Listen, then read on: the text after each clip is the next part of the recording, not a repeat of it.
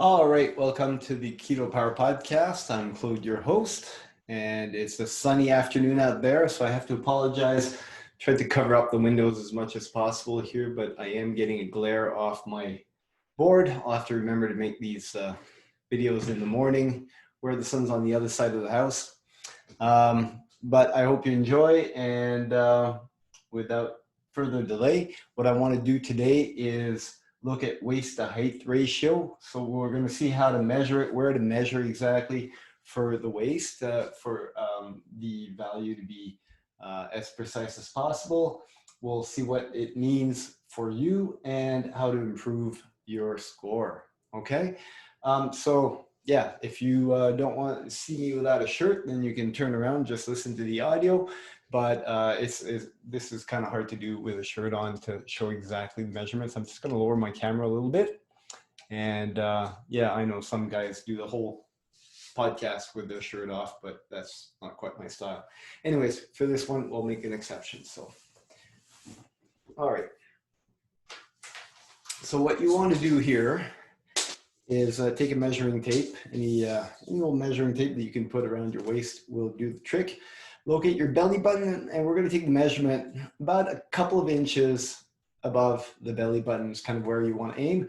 And if you want to see where the tape goes on the sides, feel for your ribs, and just where your last ribs are is kind of where you want that to go. Okay, so we'll wrap that around us and kind of shimmy it around so that it sits on kind of that narrow spot. Hopefully it's a narrow spot. If it's not, then we'll pay attention to part 3 here where we show you how to improve that.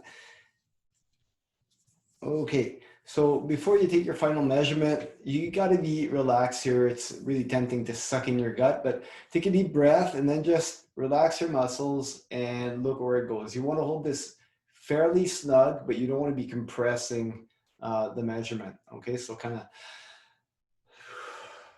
and just like that, and I'll look down, and looks like I'm at 33 on this measurement. So I'm somewhere between 33 and 34. I took it before, I wrote 34. We can stay with that measurement. I guess it depends if it's before lunch or after lunch. It'll vary a little bit as well. Okay, so that's where you measure here. And I'm also going to do the hip measurement, and if some of you are taking your waist to hip ratio, which we're not covering today, but it's very similar measurement, and you can measure that just a little lower here. So this is about, let me just get it straight. So this is about the measurement level for my waist. The hip, you want to feel for your hip bones sticking out on the sides here where the femur comes into the hip.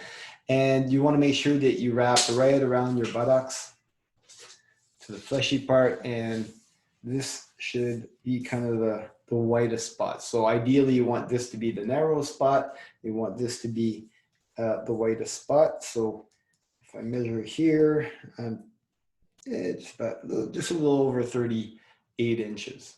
Okay, so I'll back up, but if you look here, somewhere around here, try to make that level and round, and that's the hip ratio. And we'll do the waist one more time.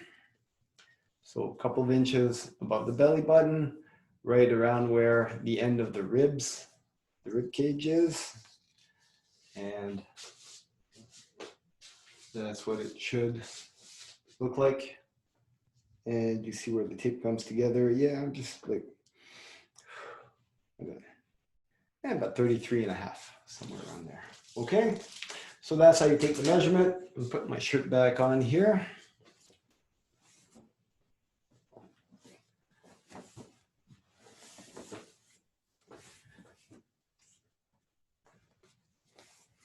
All right, so now we're talking about, we took the waist measurement. My height hasn't changed in years, so I'm 5'10". So if I put that together, 5'10", you basically have to convert 5 feet into inches, add 10 inches to that, and then divide it up by, I wrote 34 here, that that was kind of my initial measurement there. So that gives me a ratio of 0.49. We say we're kind of in the green zone right up until 0.50.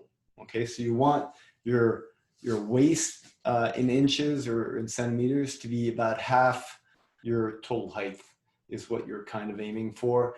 When you start to get more than that, then you start to enter a zone where health risks start to increase a little bit, okay? And, you know, as you get more and more of your fat located around the waist, then the more the risk of heart disease, diabetes, and metabolic disease starts to increase quite a bit. So that's what it means. So it makes a big difference where your fat is located, and that has to do with how your body stores fat. So and energy in general. So if you consume food, part of that is glucose. Some of that glucose will be stored as glycogen in the muscles. That'll include the glucose that's produced in your liver will also get stored there for quick delivery of energy to your muscles. Once that gets filled, you keep consuming, then the rest of the energy will go as subcutaneous fat all around your body near the muscles where it's useful. Okay, once that's filled up, or if you get your energy from sucrose, which means like sugar, half glucose, half sucrose. So the sucrose can't get stored as glycogen. It can only get stored in the liver.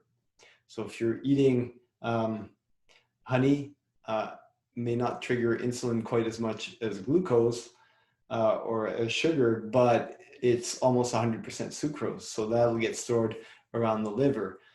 So you can have a little bit and it gives you a good little store of energy. But if you have too much, once the liver is full of storing that energy and it has nowhere else to store it, it starts to produce fat around the liver and then around the other organs. And then your body will just keep wanting to store as much energy as it can, because if you look throughout history and prehistory, situations where humans had like such an abundance of food for a really consistent long time were very rare. So the survival mechanism is to store as much of it as you can. Now, if you consume constantly and you don't fast, then that just keeps increasing your amount of fat. And once you're full everywhere, it starts to increase around your waist. And that's fat that's located in an area that's associated with a much higher risk of health and metabolic diseases, heart conditions, diabetes, and so on. Okay. Now, how do you improve it? The fat that's stored in your liver, the energy that's stored in your liver around your organs, is hard to exercise away, because you can't really exercise your liver in the same way that you can exercise your muscles and your cardio. You'll be using energy from there, but now what's this new glare spot here? Yeah, there we go. So you'll be using that energy, but much more around your muscles. So the best way to lose the fat around your waist is pick the proper diet. And like for that, the keto diet is actually an excellent diet to lose fat around the waist.